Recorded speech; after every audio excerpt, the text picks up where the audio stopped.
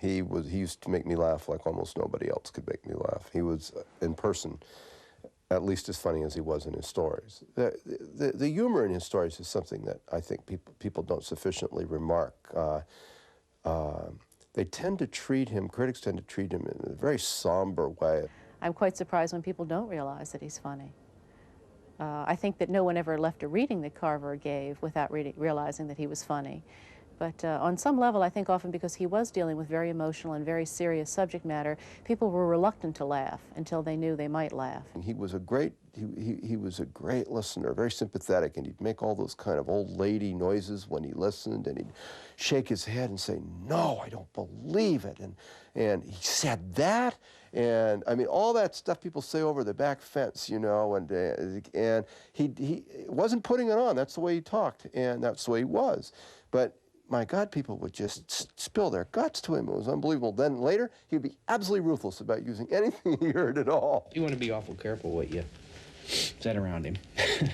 If you ever wanted to use it yourself. You wanted to use it yourself. Or you had to say, "That's mine." Yeah. And then that didn't make any difference. In Cathedral, a wife has an old friend who is blind over to dinner. Her husband, who has never known a blind person and who is edgy over the visitor from his wife's past, is rude and inhospitable.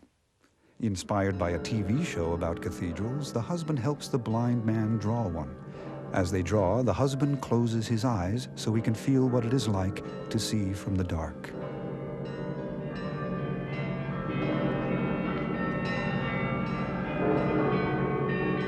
The effect on me, I'll never forget. I was lying on the couch reading that story, and when I came to the end of it, I actually had the sensation that I was levitating. I was so drawn up by that story, and I felt physically drawn up at the end. I mean, I felt like I was in some strange way floating.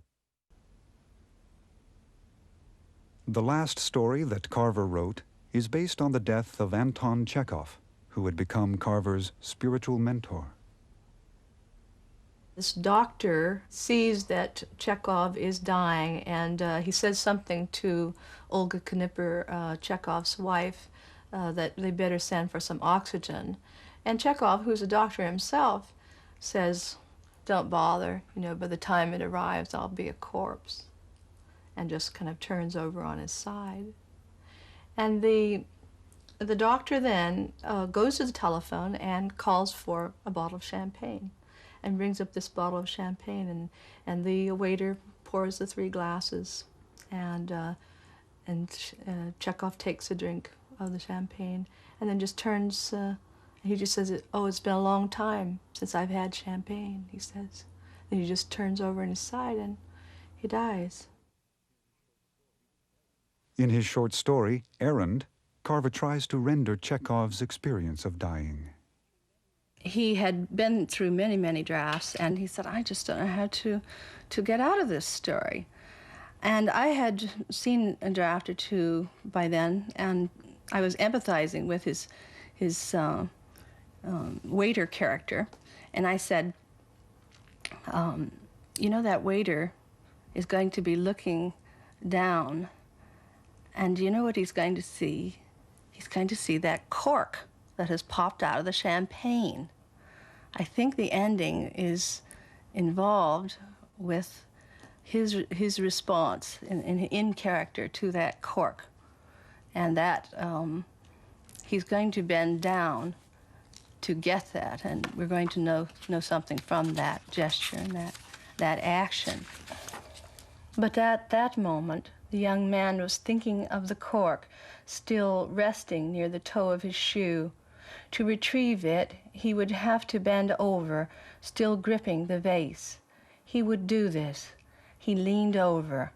Without looking down, he reached out and closed it into his hand. I love that, without looking down. That's the miracle of what he did with that, you know, without looking down. It was just so, because he has to maintain his decorum in the room also. In his late books, there is a new element of transcendence, an acknowledgement of the love that lies behind the will to battle, The previous and extreme alienation of his characters, the insistency of ordinary human obsessions, and even the much-discussed minimalism of his style came to grant some leeway to expansiveness and hope, although what Tess Gallagher has termed the benign menace, so central to his writing, always remained. And it was so exciting. I was just so happy for him, and Tess. Tess was doing good things, too. What's always amazed me, too, about it is, you know, the fact that he's not from the East Coast. He didn't go to prep schools, nor did he go to, any of the traditional prestigious East Coast schools before he even became internationally famous. I got a kick out of that he was being so well received by the critics back east.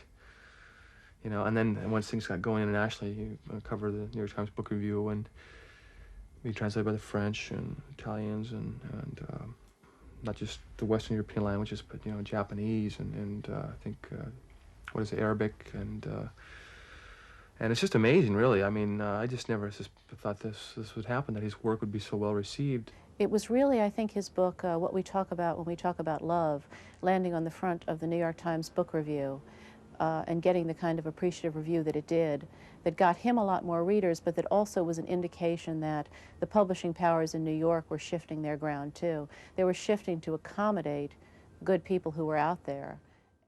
But at the height of his career in 1987, Carver started spitting up blood from lung cancer. Dr. Davis, telephone, please. Dr. Davis, telephone, please. He said, "It doesn't look good." He said, "It looks bad, in fact, real bad." He said, "I counted 32 of them on one lung before I quit counting them." I said, "I'm glad. I wouldn't want to know about any more being there than that." He said, "Are you a religious man? Do you kneel down in forest groves and let yourself ask for help? When you come to a waterfall, mist blowing against your face and arms, do you stop and ask for understanding at those moments?" I said, "Not yet, but I intend to start today." He said, "I'm real sorry," he said.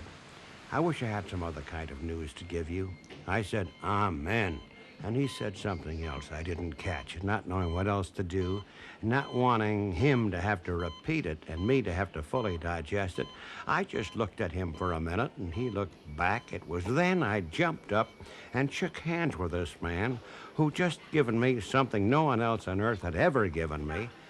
I may even have thanked him, habit being so strong. Because I had been with him in his struggle, he still looked beautiful to me. He looks like a very tender Buddha, I should say, yeah. I think one of the things that was so curious to me about being in, having to live at such a pitch and with such intensity during the last months was that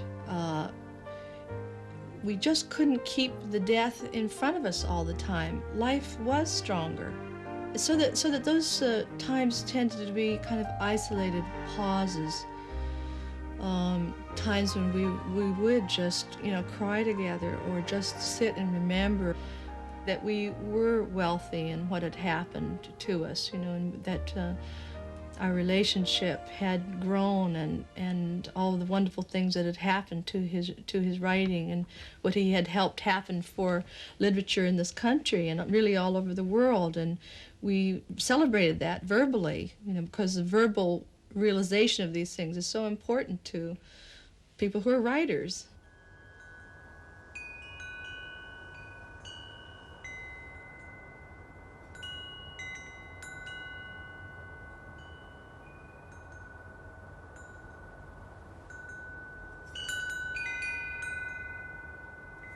Quiet nights.